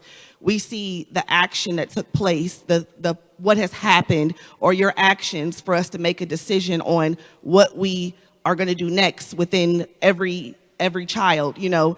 And I can speak for myself when I say it's been times where I've lost a little bit of sleep thinking about ways that we could always ensure the community and just people in general that this board is colorblind. We care about each and every one of our students, and we're not looking at a student saying, oh, you must have did this because of your skin color. That's not how we address issues in our district, and that's not a way that we accept issues at the board. So we always look at each individual child and we make a decision from there. Thank you. Ms. Gibson, I'm going to ask you to stay at the mic, and you can start the next question. Yes, ma'am. Thank you. What specific steps are you willing to take to support students and staff who are in vulnerable groups? Examples, the LGBTQ community, immigrants, minorities, etc. I want to just say that to the audience that I support all of those entities. And I'm sorry, what was the beginning of the question? I apologize. No problem. What specific steps are you willing to take to support students and staff who are in vulnerable groups? I would say just showing up and being present for these individuals, letting them know that I support them and I support their lifestyle, you know, because at the end of the day, none of us sit in a position to judge anyone. So I feel like supporting our kids in the school and showing them that we love them for who they are is the steps that I am willing to take so that I can support the children and let them know that I encourage them to be who they are. I respect them for who they are, and I love them for who they are. Thank you. Thank you. Ms. Russell?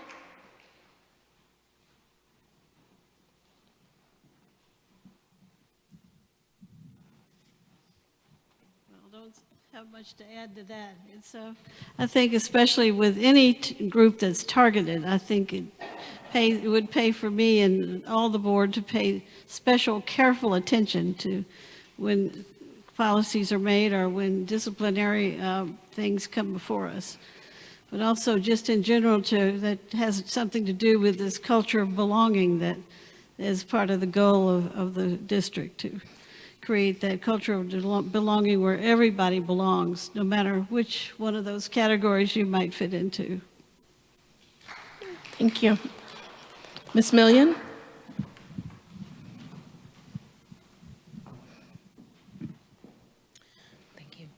Ms. Russell is absolutely right, and y'all probably are getting tired of me saying culture of belonging now, but I've been trained.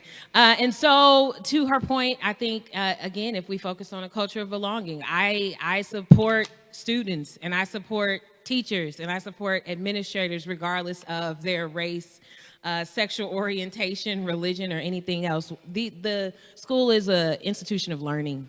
And so anything that gets in the way of learning is problematic. So to the extent that we can create an environment that allows a safe and inclusive environment for all students, regardless of any sort of designation that they might put on themselves or others might put on them, I think that's what we're doing by focusing on making sure that we're doing everything for kids and students to be excited about going to school every day. So all means all means all kids, all means all teachers, all means all. Thanks. Thank you.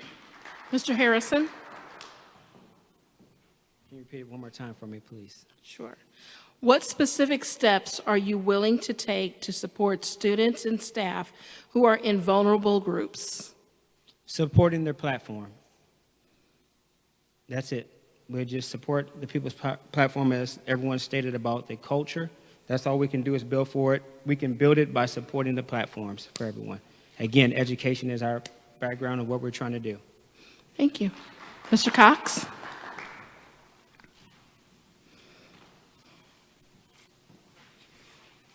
I support and I have no issue with any group or culture. You are who you are. You're going to be who you want to be. My way I feel about you doesn't even matter. I will support you and I will help you. At the end of the day, I need you to get you in school and out of school, however you want to do it. Thank you. Thank you. And Mr. Macias. I'll lead my 1 minute by saying I don't care about color of skin, it's content of character, it's all those things. It's not anything about your sexual preference. It means nothing to me. We need to make sure there's not a bullying arrangement going on. I've got a little more experience, and the others got a little more experience with direct situations involving difficult decisions about certain people, teachers, students in the district that may have a different philosophy of how they want to approach a day. And I'm a little different with this. I think that it needs to be a collaborative discussion with a teacher to say, hey, look, your behaviors and your lifestyle is your lifestyle, but we've got 2,400, 1,900 kids at that high school to educate, and not everybody thinks like you. So you, the person that's asking for us to accept your behavior, has to listen a little bit to what we think or someone else might think, because we're all thinking differently. So I just think that there's a lot of diversity of people in the district, and we just need to work as a group. And the people that are looking for these exceptions, we understand that, but you've got to be able to let us be able to say, let's make a comfortable environment for everybody working within the district. Thank you. Our next question, we're going to start with Mr. Harrison. How would you ensure that the administration values teacher autonomy? I'm not sure from a board level, or I've been on the board, how per se I can ensure that. I would support whatever, it's just kind of hard for me to answer when not sitting in that seat of saying what I can and cannot do, and I don't want to be held to a promise. I would tell you, if elected, I will get on there and see what we can do. Miss Million?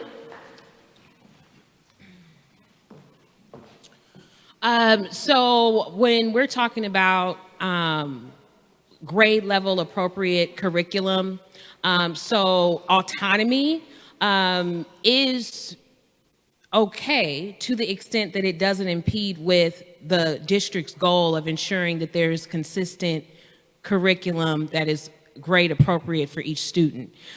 So what we are trying to get away from is that's the good math teacher, that's the bad math teacher. I want that teacher.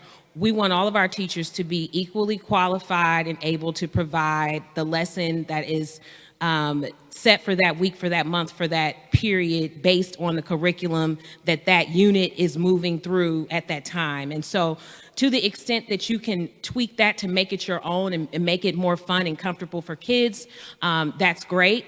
But to the extent that it deviates or lowers the standards for kids, that's unacceptable. And so I think what the district is looking for is accountability within our teachers and our principals. We're expecting our principals to model that accountability to ensure that all of our kids are getting appropriate, consistent access to curriculum. Autonomy is good, but not if it impedes with a child's ability to be where they need to be based on the district's goals. Thank you. Thank you. Mr. Macias?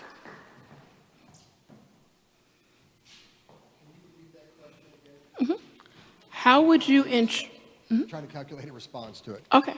How would you ensure that the administration values teacher autonomy? How would I ensure that, one more time? How would you ensure that the administration values teacher autonomy? Well, from my own perspective as a person in business, and I have people that work underneath me as an administrator or a superintendent down to administrative staff to teachers, you all give each layer below you the opportunity to make independent decisions that are going to improve the quality of education in the district. And that just needs to work within parameters. That curriculum decision, that administrative decision gets passed on to the teachers, and we hope that the teachers implement that based upon the information provided by their superiors. If they decide to move along in a different path that may be different than what the district is looking for, then I'd have a problem with that. But I think independence in making decisions as educators is important, but I also think we need to be working collectively. If you've got a building doing one thing and you've got a grade level doing another, you don't really have continuity in the district. So, Thank you. Ms. Gibson?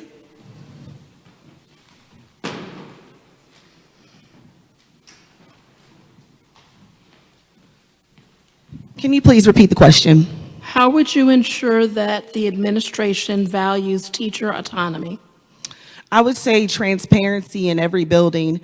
It starts from the top and it works its way down. So when the teachers feel supported or they have issues and concerns that they feel are not addressed or needs to be addressed, I feel like our administrators and the people that work within our educators, the teachers, everybody in the building should be supporting the teachers 100%. And I believe it starts from the top. So if you're getting out there and as an educator, if you're getting out there as an administrator and you're learning your building, you will have a building, I feel like, that is creating great autonomy within the building, and it'll trickle its way down to the students, and it'll continue. Thank you. Thank you. Mr. Cox?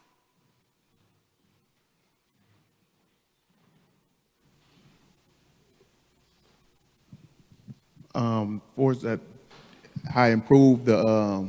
How would you ensure that the administration values teacher autonomy? I would guess it. I guess as long as it don't break no rules and policy, and it helps the kids learn better, I have no issue with it. Thank you. Ms. Russell?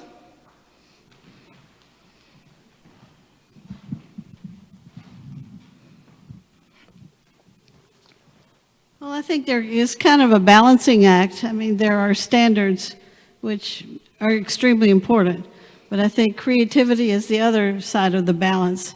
And I hope teachers would feel free to be creative in their classroom within those standards.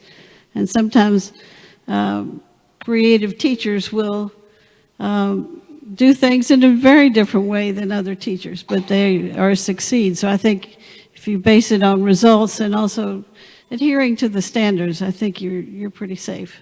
Okay, thank you. And Ms. Russell, I'm going to have you stay there for the last question. Have you ever taught or been a substitute teacher in the Alton School District? If yes, what did you observe or take away from the experience? If no, why not? And what would you do? What do you think you can do to change or make a difference for the issues in the district? What did work as a substitute teacher up in upstate New York, which was a little challenging sometimes getting out in the snow and taking a bus to wherever I was going. I was working with special ed kids as a substitute. So I can't speak to the Alton district, but that's a challenging role to be a substitute teacher for sure. Thank you. Ms. Million?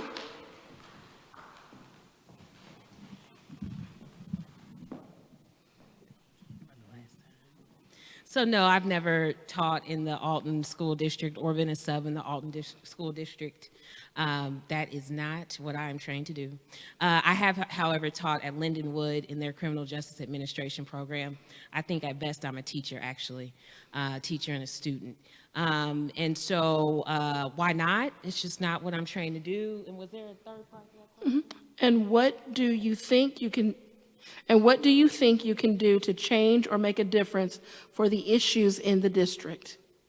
So what I think I can do is continue to be a meaningful, helpful, collaborative member of the board and lend the professional experiences that I do have and my personal experiences within and outside of the district to be a part of a team that really makes a big difference for this district. Thank you. Ms. Gibson?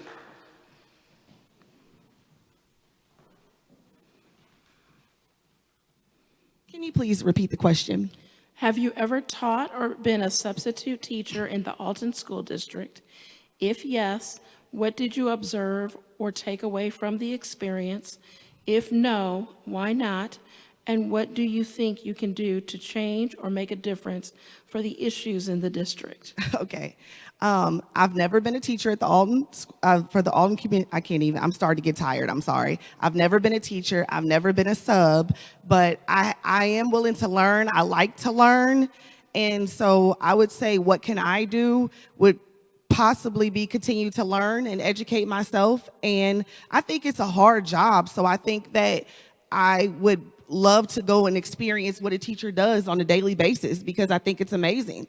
So if I ever got the opportunity to come in and, you know, kind of go through the ropes of being a teacher, I think that would be great. So yes, thank you. Thank you. Mr. Macias?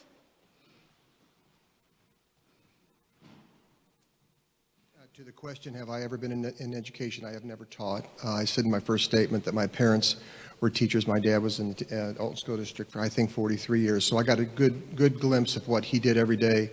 And he was a coach, and my mom was a special education instructor. So I got a good opportunity to see that and hopefully learned a little bit from their passion with children. It's just something that I feel I'm good at.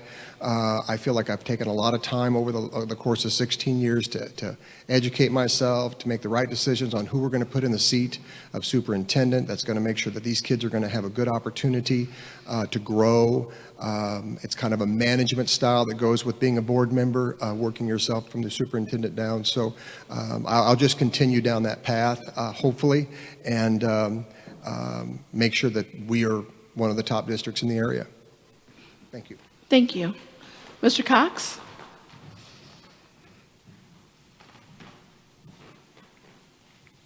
Yes, I have subbed in the school district.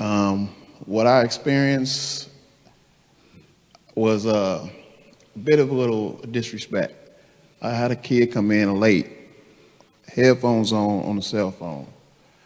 I looked at the teacher to see if the teachers are going to say anything, but I'm new, so I can't say too much.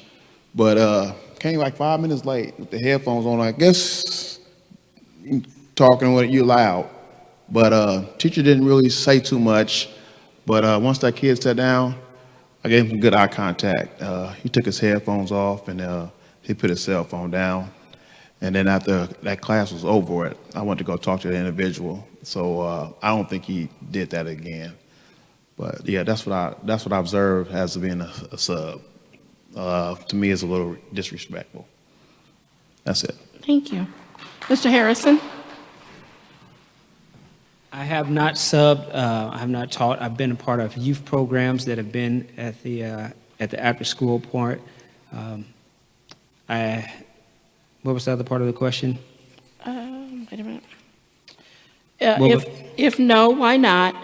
And what do you think you can do to change or make a difference for the issues in the district? I think I just can be present. I think we need more people present in the schools to address those issues. Thank you. I want to thank each of the candidates.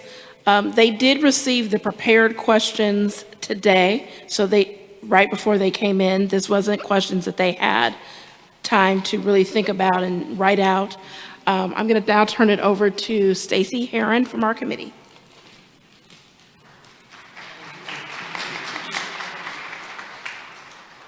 Good evening. I'm Stacy Westfall Heron, and I am the youth advisor for the Alton Section National Council of Negro Women, and I am a part of the Get Out the Vote campaign with the Y. And I am just here with your reminders that early voting begins March 18th. And Election Day is April 1st, so get out and vote. Thank you.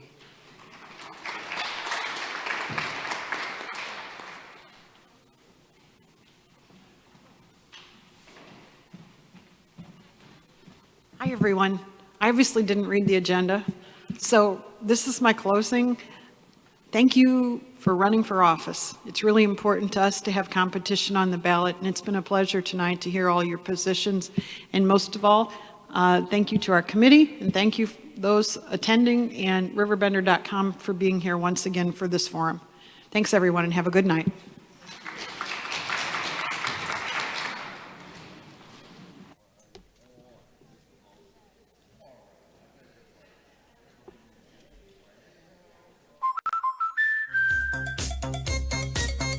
We protect your house and your car. Because we know they're the launching pad to their dreams. And now you can save up to 23% when you bundle home and auto. American Family Insurance.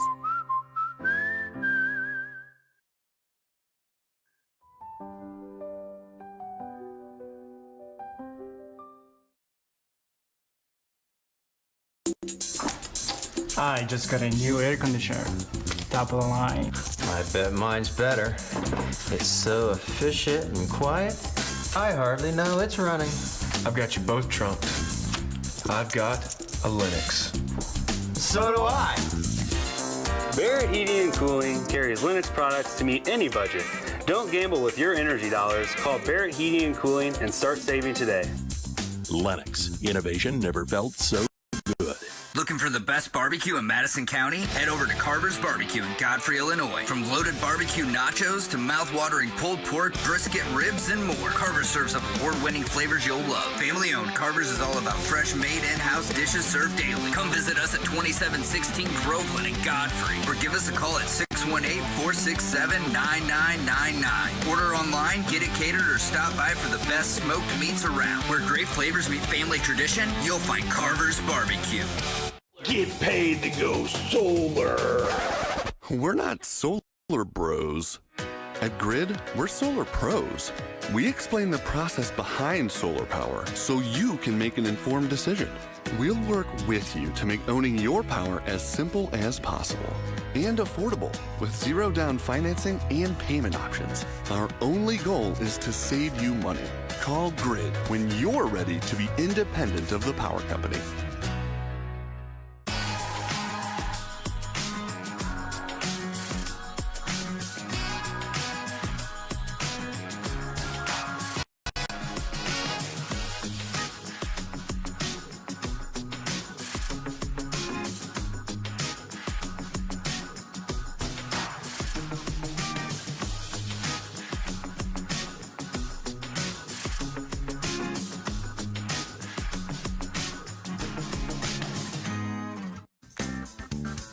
Has free checking become a thing of the past? Not if Liberty has anything to say about it. With 3 free personal checking options and even a free business checking account, free is alive and well at Liberty Bank, the local bank that gives you free checking choices and more cashing in your pocket. Bank locally, bank Liberty. For more information, visit www.bankliberty.com.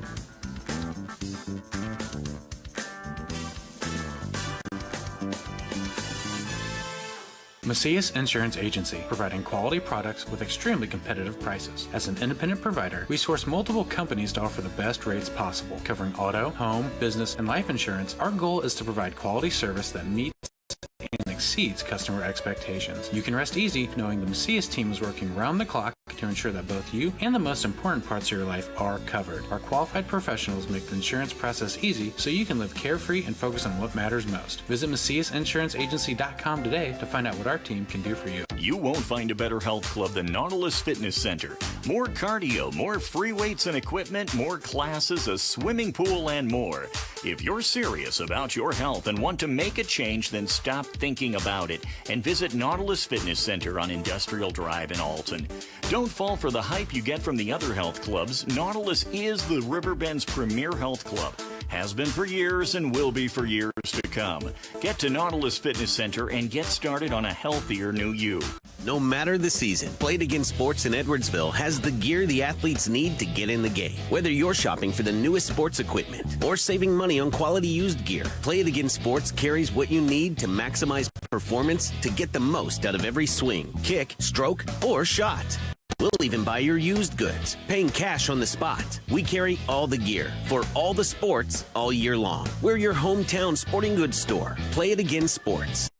Conveniently located at 4 Club Center Court in Edwardsville. Not sure if you've noticed, but those advertised prices from the other dealers are just a bunch of blah, blah, blah. At Roberts Motors, the advertised price is the price you pay. And that, my friend, is great news for you. Don't fall for their so-called incentives that will leave you banging your head against the wall. Go with Roberts Motors. Prices you can trust and people you will like. That's the Roberts Motors way. And trust me, it's the way to go.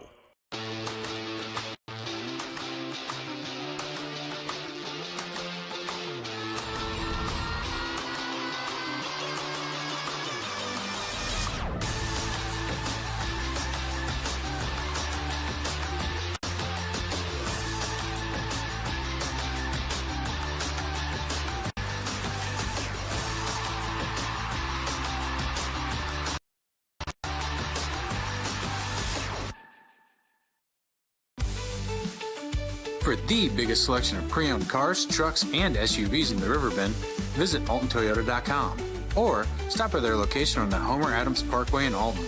Winner of the prestigious President's Award, Munganast Burkhardt Alton Toyota knows how to treat their customers, and it will help you find the vehicle that is perfect for you. For years, Munganast Toyota has been a fixture in the Riverbend, and now Munganast Burkhardt carries the tradition. New name, but the same great service you've come to expect.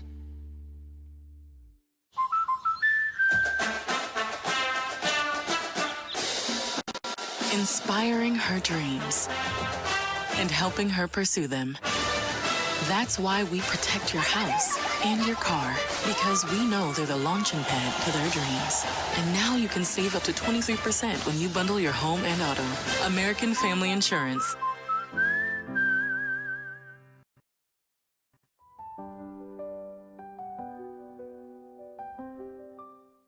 I set the thermostat so my house would be warm when I got home from work, but the kitchen is still cool.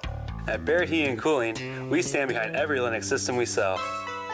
My dealer said he'd take care of everything. At Barrett Heating and Cooling, we understand everyone wants prompt, professional service. Turns out it wasn't my furnace after all, just a little something blocking the vent. Pretty smart dog if you ask me. For service you can count on. Call Barrett Heating and Cooling. Lennox. Innovation never felt so good.